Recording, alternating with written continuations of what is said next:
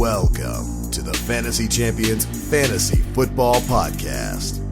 Here's your host, Morgan Colby and Rick Lemon.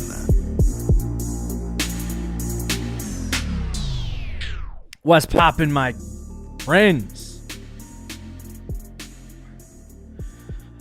Oh, this chair makes my back hurt.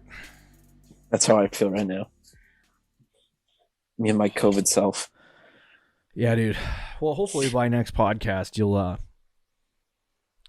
hopefully you'll be at the Super Bowl. Hopefully. Because they're planning for you for food. What does that mean? That means everyone thinks you're fat, bro. Says Good. the fat guy. That's the way I like it. It's the way I like it. But anyway, welcome to Fantasy Football Podcast. My name is Morgan Colby. I got Rick Lemon with me, as always, Poppin' Rick. What's going on? We have a fun, interesting show this year. Every year, we like to break down the first ADP that comes in of the year and analyze. Excuse me. Oh, I yawned. Analyze what the ADP could look like for next year and get a preliminary look into what people are thinking for the 2022 season. So we'll go through that in a second. Before we do, check out our website at fantasychampions.com. You can follow us on Twitter, Instagram, Facebook, TikTok. If you're listening on Apple Podcasts, Spotify, Stitcher, or any other podcast platforms, please leave a review and share this podcast with your friends. If you're watching on YouTube, subscribe, click the bell for notifications, like, and comment down below who you think the most overhyped player in this list is. Yeah, we definitely have our opinions. Do we want to do our Super Bowl predictions right now or wait till after the show? Oh, I forgot. All right, let's do them now. Okay, what do you got? Last year, I took the Kansas City Chiefs, and I said they're going to smoke the Bucs. You did. They're going to kill them. And, I got that wrong.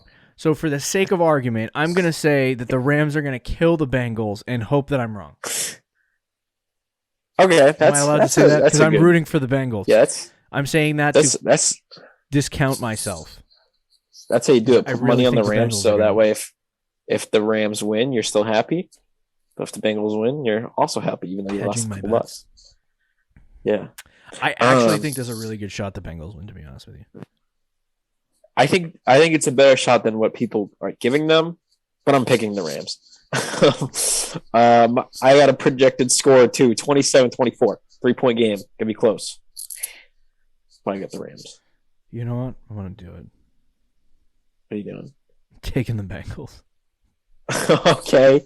I need a rooting interest, anger. You just are going the complete opposite direction you just said you would, but that's okay. That's all right. Yeah. So anyway, official predictions. I think everybody is. I'm taking the Bengals. Fred. Rick is taking the. I'll take the Rams. The Rams. I took the Bucs last year. Felt good about it. Don't feel good about it this year. So maybe you didn't take the Bucs last year. Oh yeah, you did. You wanted to take. Sure? I could send the receipts. Really? Did I really pick? Yeah, you said because I watched that video accidentally because we did the same exact thing on this very show. But I was rooting for the Bucs. You were rooting for the Bucs, but you said you think the Chiefs are going to win. Oh, which is exactly what I just did. That kind of makes me not want to pick the Rams. Oh man! Either way, I don't hate anyone in this one. I don't hate anyone either. I'm good with either team winning. I just if you look at their roster top to bottom, yeah, the Rams literally have the Bengals beat in almost everything, like 80% of it. Yeah, and coaching too. McVay or Zach Taylor. I would say McVay. Isn't Zach Taylor a McVay? Yes, he is. Holy frick, dude! He's from the Rams coaching tree. Yeah, wouldn't it be? To be honest with you, it would be kind of a laughing stock to me.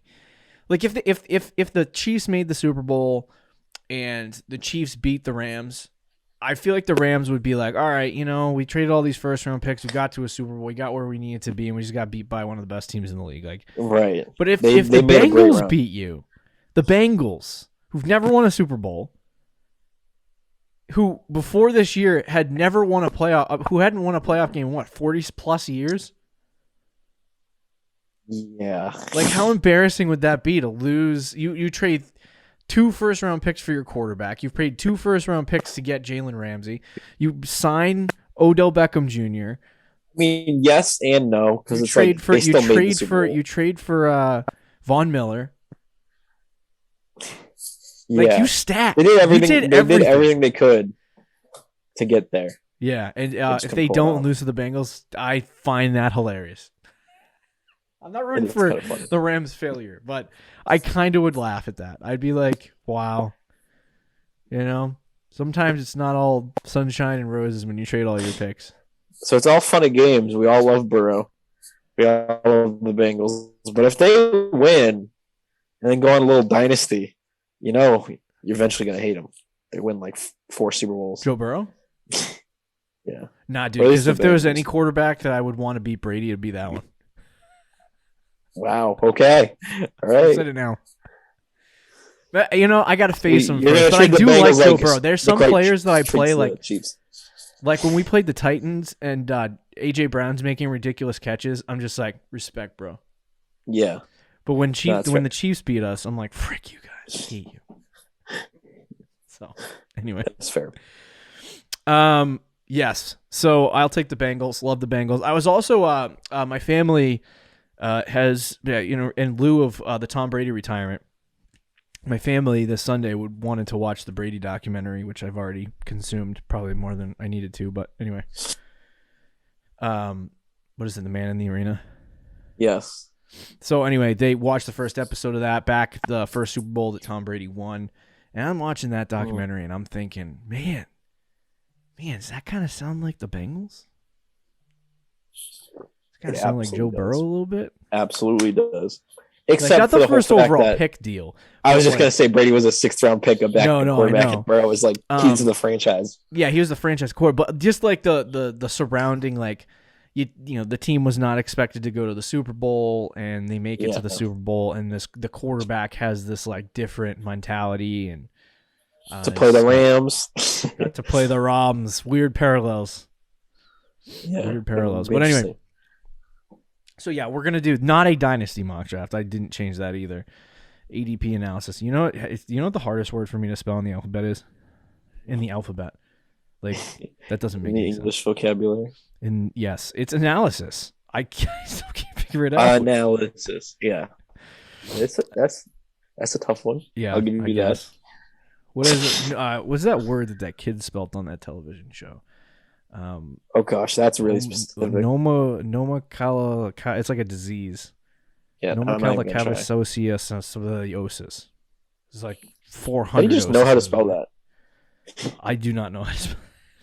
How does anyone just like know? Oh yeah, it was a 7-year-old kid that spelt it. I know exactly. That's what I'm saying. It's insane. Yeah. Anyway, so. We're going to jump into ADP analysis for this. So just to give you a little like preface, the ADP that sleepers still kind of populate in that ADP. Still kind of working through it. So it's not fully there yet. And a website that we usually use that has ADP all year round is like flaking out. Not sure what happened, but it's kind of dead over there. But best ball drafts, underdogfantasy.com, no ad here. They usually have ADP. People start best ball drafts insanely early. On people on Twitter in the fantasy community that we're in on Twitter, they are all doing best ball drafts using Underdog Fantasy. So if you like best ball, head over there. But they have populated ADP, and people are gambling some money. So I feel like this is more accurate than what you would normally get. I think so too. At least for now. Which is why it makes it more sad. This is definitely why it makes it more sad. So we're gonna go through this, maybe call back to the mock draft that we did. Sure. Yeah, the mock draft that we did a couple weeks ago where we projected what the first round might look like. In fact, I'm gonna try to bring that up now just so I have it in front of me eyes. And basically nope, wrong thing. If it was similar at all, not similar at all. Yes, exactly. I'm trying to find the stupid thing. And then we'll just analyze kind of what the first round ADP kind of looks like, whether it's smart, not smart, whether we think it's going to hold, not hold. I know a lot of people overthink everything in every single way in fantasy football. So we'll go through each pick and talk about it. We're going to do 2 rounds here and move quickly. We don't need to talk about the player himself, but we can just talk about what the pick is. So anyway, for the first overall pick, we had Jonathan Taylor. The mock draft ADP analysis has Jonathan Taylor. Yeah, it seems like a no-brainer. So that is not surprising to me. I feel like JT should be the 101. And I think this is for the last year, McCaffrey was the 101, but there was arguments to be made about Dalvin Cook being there if you wanted to take him. I do remember that, but Jonathan Taylor here is the bona fide 101 this year. I don't think that's gonna, unless somebody gets a chubby for someone else. No, I agree. That's probably going to be JT. He's probably going to be the 101. Saints have informed their DC, Dennis Allen, that they are hiring him as their next head coach. Okay. So we have a head coach for the Saints, by the way. But yeah, that's probably a good hire. Side note. But Jonathan Taylor, any thoughts on that pick? No, I mean it's probably the best pick there. Okay. The 101. So we had in our second, we don't have to refer to it the whole time, but we had Derrick Henry, 1-2. This mock draft has Christian McCaffrey 1-2 and Derrick Henry 1-4. Where do we have McCaffrey 1-3, 1-4? Yes, we had McCaffrey 1-3. So I mean, not crazy far off. If you want to see McCaffrey versus Derrick Henry, that's fine by me. That's probably what I would do. But yeah, we'll see how it ends up. Yeah. So this is the first, the first debate. Yeah. Because as you get further along, obviously, Henry McCaffrey, Henry McCaffrey, and Jonathan Taylor all will probably be top 1, 2, 4 3. picks. Yeah, Probably. 1, 2, 3, or 1, 2, 3, 4, or 1, 2, 3, 4, somewhere in that vicinity. But an interesting guy that I've been seeing flying up boards already is Cooper Kupp. And this draft has him 1-3. I believe we put him 1-7 or 1-8. Yeah. This is half PPR. This is half PPR, by the way. This is not. This settings is based on half PPR. Yep. That's what Underdog does. So, interestingly enough, we got Cooper Kupp the 1-3. Now, I brought up to Rick earlier before the show. There was a tweet earlier this week that I saw, and a guy said the only running back that I would take in front of Cooper Kupp in a draft would be Jonathan Taylor. Yep. Basically saying he's the 1-2. Basically saying he's the 1-2. And that is ridiculously hot to me. It is hot. Volleyball. So I kind of draw back to this opinion that I had last year. Do you remember at the end of the year for the Chiefs, just Travis Kelce losing his mind in fantasy? At the end of the 2020 season, was it? Yes. He was losing his mind in fantasy at the end of the season. Then he went to the playoffs and he was even better, and he was basically a wide receiver. And there's all this talk about him getting drafted, possibly top 5. Top 3. I don't want to name names, but I know the guy on Twitter. I think I still follow him, who all offseason was Kelce 101. He was on that train. In redraft? Yes. I'll I don't know if I have the receipts still, but I'll show you the guy at least. If I can find it. And he has a decent amount of followers. This isn't even someone. Yeah. Sometimes you never heard too hard. But so I remember people going absolutely bonkers about Travis Kelce and saying oh my God, Travis Kelce he's got to be a top 5 pick. The discrepancy at the position of tight end and how bad every other tight end is compared to Travis Kelce. You have to draft him in the top 10. And I just think I thought that at the time, I thought that was a fool's errand. I thought it was chasing fantasy points from the previous year for a tight end that's aging. and that will probably not produce top 5 wide receiver production, and he didn't. And he wasn't a top 5. He was number 2 at the tight end position. So if anything, you wasted your draft pick drafting Travis Kelce late first, and we said not to. And I think this hype train has continued into this reality of Cooper Kupp. Now, I think he'll cool off a little bit, and people will start to refocus. I would say 1.6 to 1.8 is definitely where I would still have him in August. Similar to where guys like Devontae Adams have gone, or Michael Thomas in years past have gone, if they go as the number 1 wide receiver off the board. But Cooper Kupp going as the 1-3 to me is asinine. It's insanely crazy. Like, I get it, but think about where you drafted Cooper Kupp. Yeah. In the 4th or 5th round. Last year. How many wide receivers? I'm not saying this is going to happen, but how many wide receivers can you get in the 4th or 5th round that can be sufficient for your team?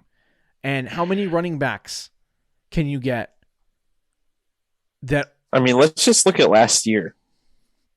Okay. Mm-hmm. Cooper Kupp, Deebo Samuel, Jamar Chase was in redraft, was like 5th, 6th round. Oh, this guy. Mike Evans was a 3rd round pick. Yeah. I don't know if you remember. That's not the exact tweet, but this guy is. I bet if you scrolled far enough down, you can see it. Not going to name names. No, he probably Deontay Johnson, he finished as a wide receiver 9. He was, what, a 4th, 5th round pick? Yeah. So half the guy, and Hunter Renfrow, I mean, obviously was like a really late round pick, so I'm not even going to use that as an example. But you could say like half the guys in the top 10 at receiver were drafted and there was in that range. 3 running backs in the top 12. 3. Cordero Patterson, James Conner, and Leonard Fournette that were drafted after the 3rd round that turned out to be top 10 running backs.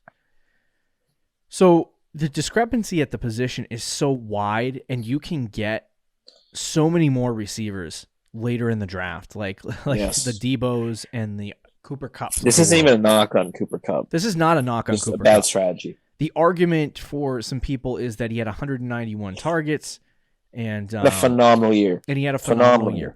What I would suggest you do in fantasy football is do not chase the year prior.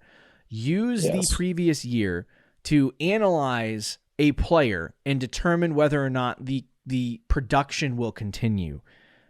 And what Cooper Kupp did this year is so ridiculously outrageous that to repeat it in a second season would be even more ridiculously outrageous. Now, is he going to reach 170 targets? Probably. Is he going to finish as a number 1 tight end by like 50 points? Probably not. Number 1 receiver. Number 1 receiver. Did I say running back? Well, I guess you could say the same thing. Yeah, probably not. I think he'll be. I'm pretty confident though that he'll be a top 5 receiver. Oh yeah, 100%. I'm very confident of that. But you think about number 3 overall. It's just so hard to repeat the year he had. He broke records. Like, people don't understand. They're going to be like, yeah, look at the year he had. He would have been the number 1 overall player in fantasy, 2nd in points per game behind Derrick Henry. He's not going to do that again. It's not going to. I would be shocked if he puts up the same numbers, breaks his records from this past season. Yeah. It's just so hard to do. Yeah, and I like, even if he does repeat as the wide receiver 1, which I wouldn't be shocked by. You still wouldn't take the wide receiver 1 at the 1-3. And I think people think I just hate Cooper Kupp. Like, that's starting to become a theme that I dislike Cooper Kupp, because I really don't think great receiver gets targeted a lot. That's the reason why he puts up these insane numbers, is because he gets targeted a lot. Is he the most talented receiver in the NFL? No. Jamar Chase, Justin Jefferson, Tyreek Hill, Devontae Adams, A.J. Brown, Stefon Diggs, CeeDee Lamb. I honestly would take, talent-wise, all of those guys over Cooper Kupp. Cooper Kupp's a great slot receiver, and he's obviously got a connection with Matt Stafford, but I just don't know that Cooper Kupp can do anything else besides sit in the slot.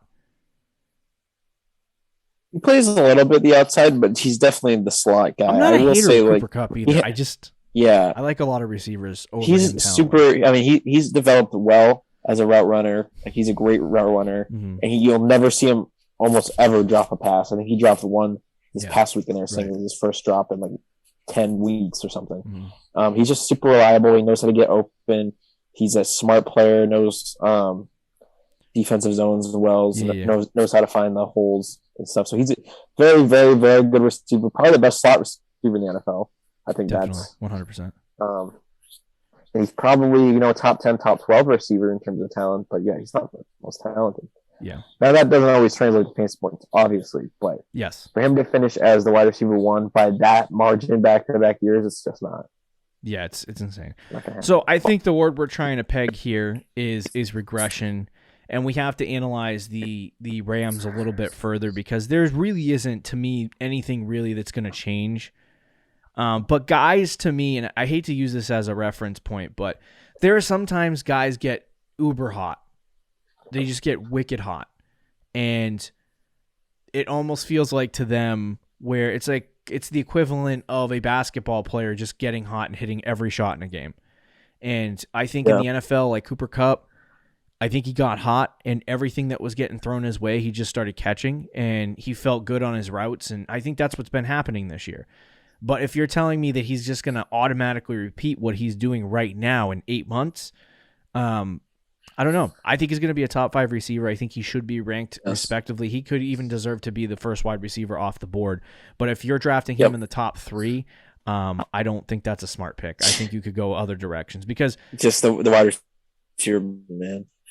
In half PPR, I'm not taking that in top 3. Not. And I think it's funny too because like if I'm 103, right? Can I get an equivalent, like not equivalent, but can I get like a top 5 wide receiver at the 210?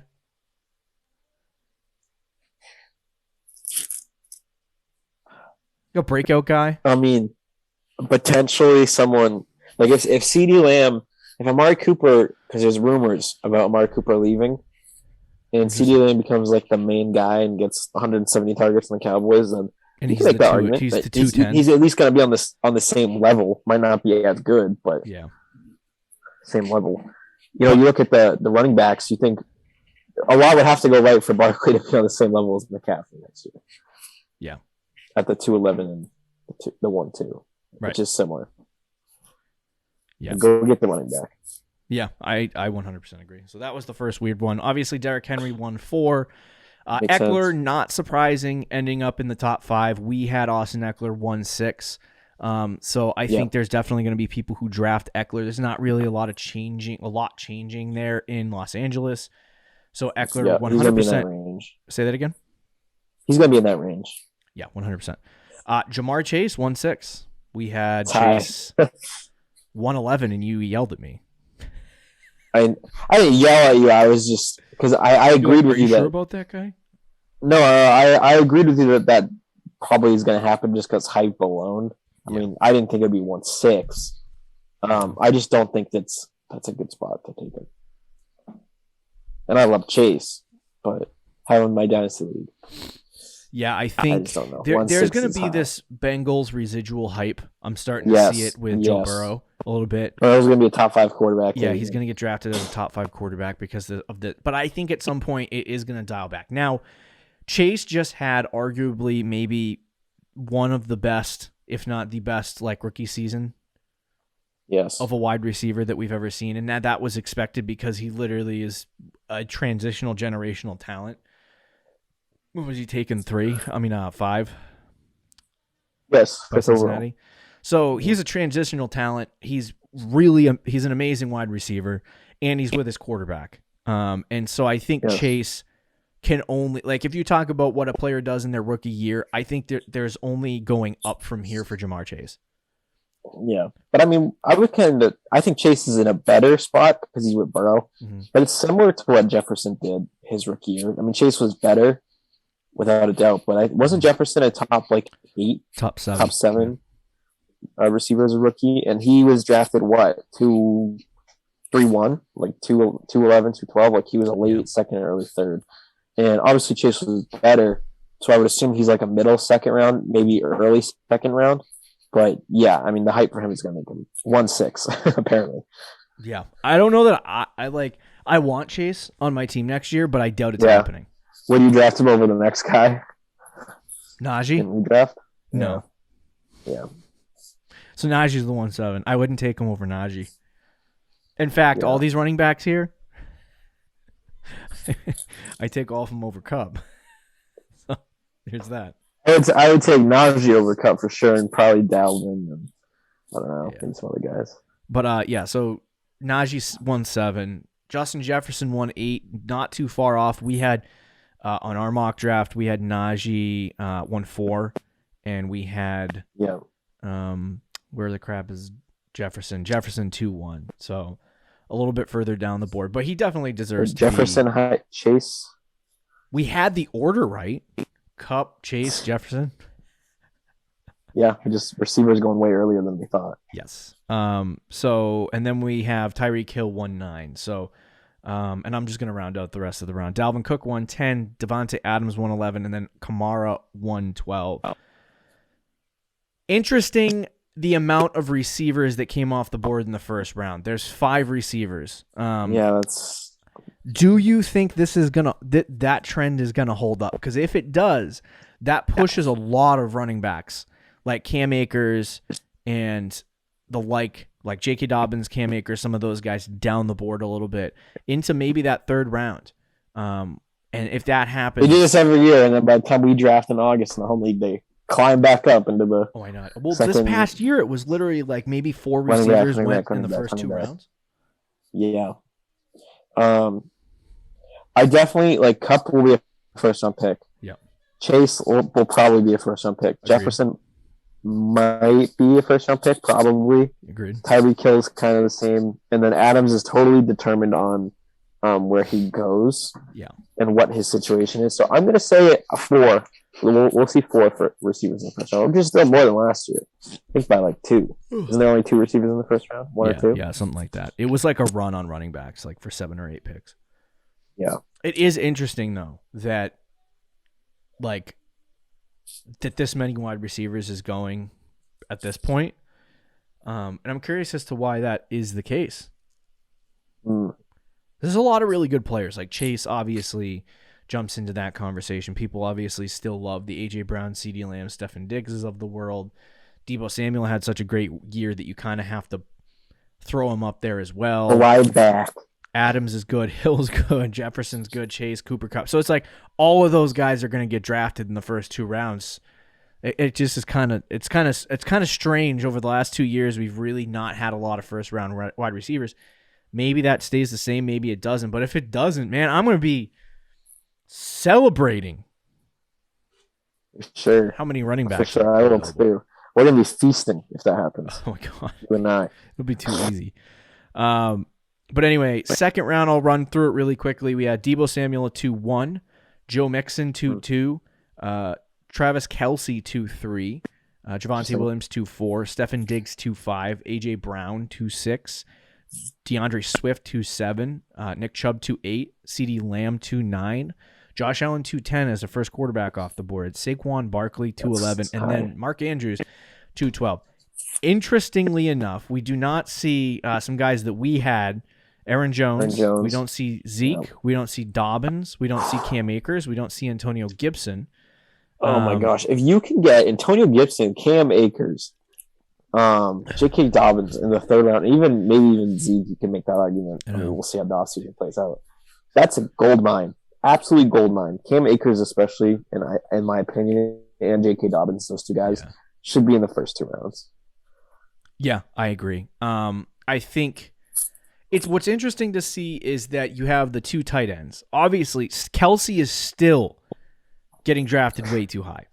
Like he was ADPing like 111, 112 last year. Yeah. And now he's like 2-3. So he has a worse season than he's had in like 4 years, and he's still getting drafted like that high.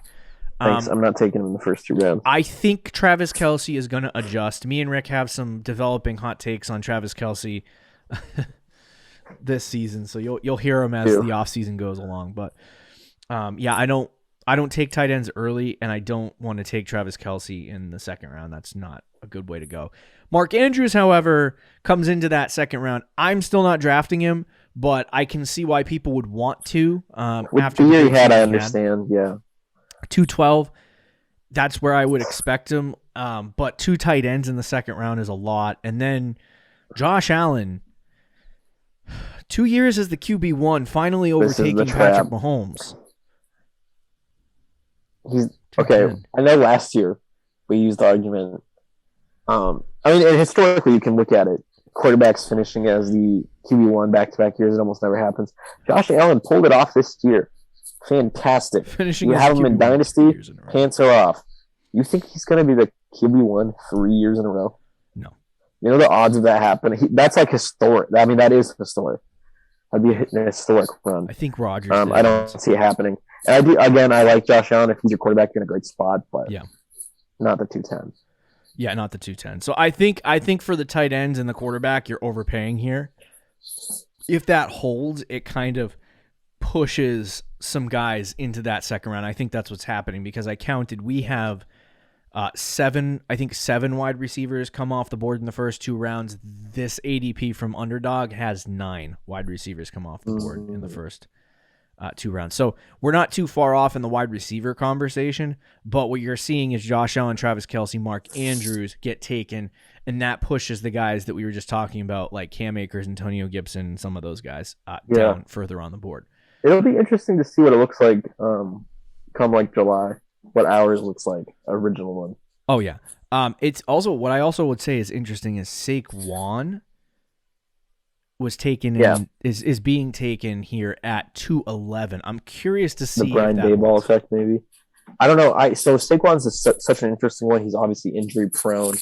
The offense was horrid last year. Yeah. But if they can get a quarterback upgrade and their offense improves, and you have Brian Daboll just unlocks Daniel Jones. Yeah, I mean, I understand people liking Barkley. It's hard for me to get back. I know you. After all this stuff, I know you can understand it because you're obsessed with Barkley. Yes, I do understand it. I think, to be honest, though, I'd probably would take Akers ahead of him, and probably maybe take Dobbins. I think I would take him over Zeke. I don't know. You probably don't agree with that, but that's the Barkley in me. It's funny too. There's a big argument floating around Ezekiel Elliott too. Because there are people I saw in a startup the other day. This is a legitimate like blue check mark fantasy football Twitter people like mock draft. Okay. Not mock draft. It was a startup, and somebody took Tony Pollard ahead of Ezekiel Elliott. And there's a lot of points to be made because everyone's like, oh well, it's time to just move on from Zeke and go to Pollard. And I'm like, okay, but Tony Pollard is like 1 or 2 years younger than Zeke.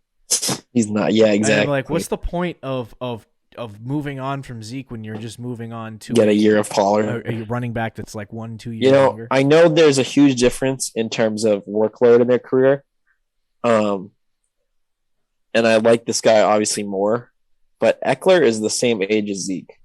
Zeke is actually younger by like 2 months. They're both 26. They're gonna be 27 next year. Now, Zeke obviously has so much on his legs. It's like Gurley even more because he was a workhorse in college. He's been a workhorse in the NFL for 6 years now, just about. It's just his 6th NFL season. So, I mean, he has a lot on him, but he's still, young enough where he still can produce at a high level, I think. But it's going to be interesting to see. Well, funny thing is, Zeke is... Austin Eckler obviously outscored Zeke by quite a large amount of fantasy points, 80 fantasy points in one less game. So obviously that is why Austin Eckler is 1-5 and Zeke is not even in the ADP for the first 2 rounds. But Zeke was a top 6 running back this year, and we're just all gonna forget about it. So where was he in points per game? Do you know? Good question. I'll pull it up. I know it wasn't. It definitely wasn't top 6. I'm not going to count Derrick Henry. 1, 2, 3, 4, 5, 6, 7, 8, 9, 10, 11. So top 12. Yeah, that's still good enough to be taken, I think. at the end of the second, early third. Zeke's always been like, I mean, he's obviously an efficient running back.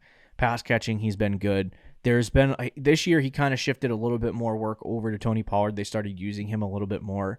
But his massive fantasy seasons, top 5 fantasy seasons, have been all tied to touchdowns. In the seasons where he ends up being like top 10, usually around 7 or 8, he usually has like, a low amount of touchdowns. And then the seasons where you've seen him be like top 3, top 4, he's been scoring a lot of touchdowns. So he's still their like goal line back, but I've noticed that they don't utilize Ezekiel Elliott in the same way that they used to. And it was probably because they were playing a specific game with knowing that Zeke has a lot of like work underneath him. Getting Pollard more involved in the offense kind of reserves Zeke for the postseason. Too bad they can't. I was gonna say Zeke did have a lot more touches. He had 14 carries, I believe. Yeah. In the playoff game, or let me double check. He had 12 carries in the playoff game, and Pollard had 4. So yeah. So Zeke I think was clearly the guy. Zeke's a fine draft pick in the second round, late or into the third. I don't think he's like people are looking at him going, oh my god, there's some freaking guy. So I think he's gonna end up being a second round pick at the end of the day. But yeah, I'm okay with taking him in the third round. Yeah, and then Debo 2-1, basically a first round pick. Too high, too low? I'm just a little scared with the offense next year. Like, it could be awesome with Trey Lance, or it could absolutely blow. It could go either way. Yeah, and I will say Debo's going to get touches no matter what. Obviously, they want him as the quote-unquote wide back, where he's a receiver and running back, so he's going to get touches. Yeah, focal point of the offense. So in the second round, it's, I think, perfect for him. 2-1, I don't know. I think I'd probably go Mixon ahead of him. Depending on what happens with the Broncos, you can make the argument for Javonte. Yeah. But he definitely, I think he proved he had a good enough year where you would take him ahead of CeeDee Lamb and AJ Brown and maybe Diggs as well. Yeah, and then AJ Brown, CeeDee Lamb make the that's top interesting. 24. Not in our top 24. I don't know what it is with AJ Brown. I think it's just because people like him, and he's obviously shown flashes of being like wide receiver 1 level. Yeah. He had a monster playoff game as well. So I guess there's that. And then CeeDee Lamb, I don't know, man. I think it's just based on the rumors with the Cowboys, because what did he do this year to prove that he's in redraft going in the second round? Sure, should go in the second round. Yeah, I don't know. He was very good for the first 10 weeks of the season. I think he was like top 5, top 6, something like that. Had some really good games, and then he didn't score a touchdown the rest of the season.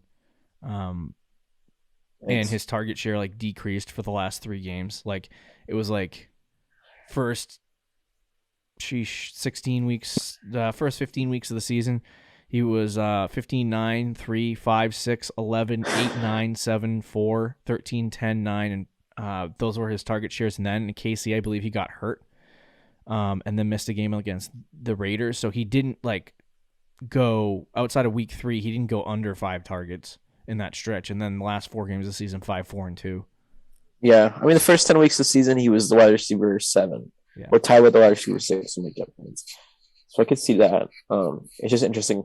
Like if Cooper Kupp is, I mean, not Cooper Kupp, if Amari Cooper is not on the Cowboys, I definitely see him being a second round pick. The other thing is there was this resurgence after week 6 against New England. There was like this big, like, yes, you had a good tight game. end. I was making me angry because I'm like, you drafted CeeDee Lamb in the first freaking round. Like, use your star wide receivers instead of your low butt tight end that you're going to waste. Hey, he had a good. He did his job. I just want CD. I know he did his job, but I just want CD to get those end zone targets, my dude. That's true. Complain more about like Jarwin and Cedric Wilson. Yeah, I don't know what Dallas was doing. I was kind of hoping Kellen Moore would leave. Yeah. I feel like Dak also kind of struggled at the end too. Yeah, he was kind of, I don't know, something was going on with the Dallas offense. Like it might be Mike McCarthy. He's just a complete buffoon. Yeah. And that could be it. But I think CD's going to be fine. He's a very talented young wide receiver, and like you talk about, like everyone talks about the 3rd year breakout for wide receivers. So if CD struggles in his 3rd year here, I'll be a little bit more concerned, but I'm okay taking him in the second round. Like, I'm not against that. And obviously, you know my love for AJ Brown. Right. I am concerned about Ryan Tannehill, though. I really hope if they go get like who was the rumored guy, Rodgers. They get Rodgers, bro. Oh, he's first round pick. Don't say that. Don't say that. He's going 1-7. I can't go against the strat for my guy. He's getting 16 receiving touchdowns minimum. I know. And then the last guy I'll mention, because we don't have any time left. We went over by like 10 minutes now. Was Javonte. So it's not just us being crazy. It's a actual trend. Javonte 2-4. Where did we have him? We had him 2-3, I think. 2-5. Yeah. 2-5. So right in that vicinity. Same range. Yeah, I think it's based on the Melvin Gordon thing too. And even if they bring him back, he probably won't be 2-4, 2-5, but he'll probably be like a third round pick. The other thing is, I'm a little bit more like I'm excited about Javonte. You talk about like the advanced analytics and metrics that he had this year. Just through the roofs. Ridiculous. I think he had more broken tackles when he was playing and Henry was playing, and he was like getting half of the workload. He was like top 3 in almost every advanced analytical rushing stat. He's very good. He's a very good running back. Concerns I have are more related to if Denver doesn't end up with a quarterback by the name of Aaron Rodgers or Russ or Watson or maybe even Jimmy. Like if they don't end up with a quarterback this year, I'm slightly concerned about the ceiling of Javonte Williams. Sure. He will probably be more like a DeAndre Swift from this past season on a terrible team than he would be an Austin Eckler, Derrick Henry, Christian McCaffrey type player. So if they get a quarterback in there and that offense is heavily improved, I think Javonte could show off and end up being a top 5 running back. But I think the excitement is there. Me and Rick both love him, but I'm applying what I learned from this year to try to temper that excitement a little bit and understand that if that offense blows, the ceiling kind of drops a little bit for Javonte, at least for this season. Absolutely. I agree. But anyway, interesting ADP. I think that's pretty much it? Yeah, dude. There you go. Okay. First 2 rounds of ADP. We have a lot of shows coming up pertaining to consistency. So the consistency series of episodes is back. That's what we got in the next 4 weeks, or 2 weeks, I should say. So we'll see you then, guys. Bye. Later. Thank you for listening to the Fantasy Champions Podcast. Make sure you subscribe on iTunes and YouTube, and follow us on Twitter @TheFFChamps.